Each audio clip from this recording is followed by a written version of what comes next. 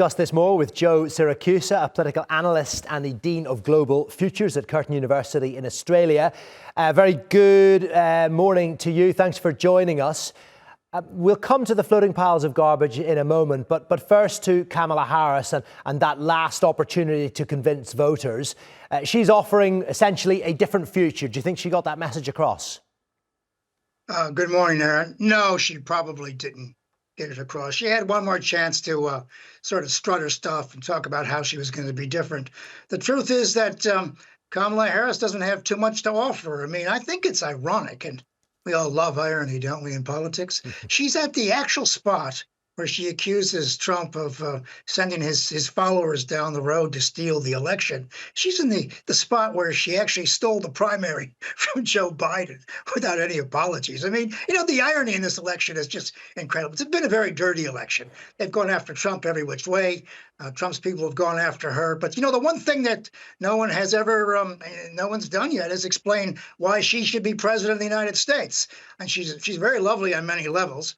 But she was part of a very unpopular administration, which has not apologized to Gaza or the tens of thousands of people killed there by participating in war crimes with Israel. I mean, the things that she hasn't done just sort of astound me. You know, we haven't talked to Russia in 2 years now. We haven't tried to do anything there. And, you know, she's in charge of absolutely nothing. And she's also lost a lot of the Hispanic male voters are walking away from her, as well as young black voters, male voters are walking away. And, of course, we have 65 million non-college white guys who are walking away from her. She doesn't have any natural constituency. So all the shows are talking about all these terrible things that Trump is doing. And, you know, she's called Trump a fascist. Look, Trump wouldn't know a fascist if it hit him in the head. And in terms of Puerto Rico, that was a joke by a comedian. Same kinds of jokes I heard in the 1950s, by comedians. I would suggest that many people would take issue with your comments about Donald Trump, given that he has been found to have said many things that other people have translated to be thinly veiled racism. I mean, he has his critics in the United States, regardless of the personal attacks that she has made. Does he have a problem now with Hispanic voters? Given the joke that you mentioned about Puerto Rico as a floating pile of garbage, that's the sort of thing that can derail an election campaign at this early stage. And Kamala Harris didn't take advantage of that either. It's even been made worse since Joe Biden seems to have got confused himself by referring to Donald Trump's supporters as garbage. Yeah, look, Aaron, Americans have very thick skins.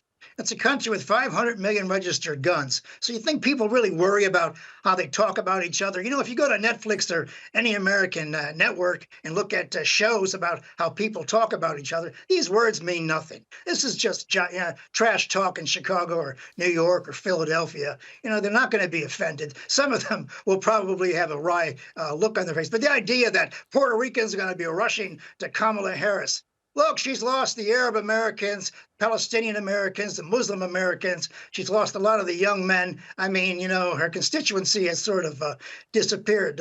Kamala Harris, the best thing she could do now is just sort of tame down or bring the election to a close and try to minimize the damage in Congress. That's why Bloomberg gave $50 million the other day, is because he's trying to help congressmen and people in the Senate to keep from going over to the Republicans. So I think the presidency is pretty much lost. She gave it a try, but, you know, she didn't have much to go with it, in the first place. She was a last-minute substitute.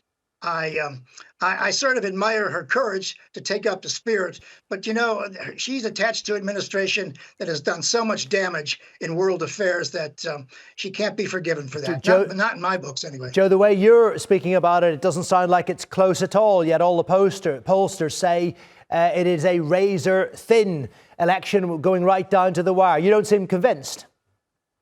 No, sir. I think the internal polling for the Republicans and the Democrats have told us that It's going to be a runaway race. I think Donald Trump is going to win 5 of the 7 battleground states on the issues of economy, immigration, and the like. I mean, she has no standing there. No, it's not a close race. It's a close, maybe national race. But keep in mind, Aaron, Hillary Clinton beat Trump by 3 million votes in 2016 and still lost the election. Didn't win. It's the Electoral College that counts. And she doesn't have enough votes to get the Electoral Well, College. we will see. Joe, we'll probably speak to you shortly after the election as well. So appreciate you coming on today. Thank you very much.